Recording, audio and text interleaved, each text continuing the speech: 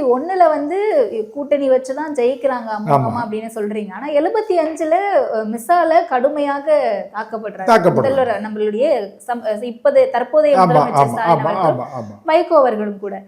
எங்க இருந்து அவ்வளோ கோபம் வந்துச்சு? இல்லை, அதுதான் அந்த 71 தேர்தலை நீங்க பார்த்தீங்கன்னா அது வந்து அவங்களுக்கு ஒன்றும் ஏதோ வேண்டா வெறுப்பாக கூட்டணி வைத்து கொண்டார்கள்.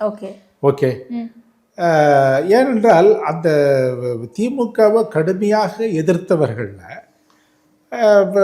பக்தவச்சலம், சி சுப்பிரமணியம்லாம் அவங்க வந்து ஆனால் அகில இந்திய சூழல்னால அவங்க காமராஜருக்கு எதிரான ஒரு தளத்தில் இருந்தாங்களே தவிர, ஆனால் மாநிலத்தில் பார்க்கும் பொழுது அவங்க வந்து யாரையெல்லாம் கடுமையாக எதிர்த்தார்களோ, காலங்காலமாக எதிர்த்து வந்தாங்களோ, கிட்டத்தட்ட 20 வருட காலமாக விமர்சித்து வந்த கட்சியோடு 1949 இவங்க வராங்க.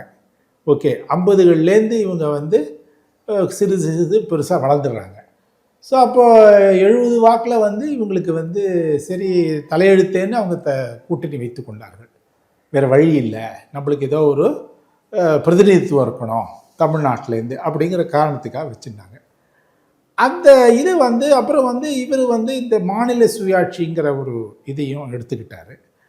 அதை வந்து அவங்க வந்து இது பிரிவினைவாதத்தை தான் நீங்கள் வந்து ஆதரிக்கிறீங்க, மறைமுகமாக இது மாநில சுயாட்சி என்கின்ற கோஷம், என்கின்ற கருத்து, என்கின்ற நிலைப்பாடு, பிரிவினைவாதத்தை நீங்கள் மறைமுகமாக எடுத்து செல்வது, பிரச்சாரம் பண்ணுறதுக்கான ஒரு யுக்தியாக தான் அவங்க பார்த்தாங்க. ஓகே. ஸோ அவங்க வந்து அந்த ஒரு பார்வை இருக்கிறது இல்லையா, அது வந்து என்ன பொறுத்தவரையில் இன்று வரை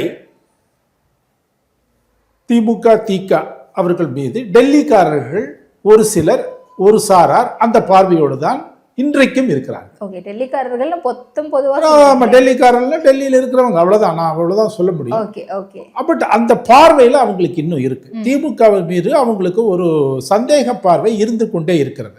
ஏன்னா திகாவோட திமுக தான் ஒரு அரசியல் கட்சி, பிரதான கட்சி, தமிழ்நாடு மாதிரியான ஒரு முக்கியமான இடத்துல அவங்க ரொம்ப பலமான கட்சி. ஸோ அவங்களுக்கு வந்து அந்த ஒரு இது இருந்து கொண்டே இருக்குது.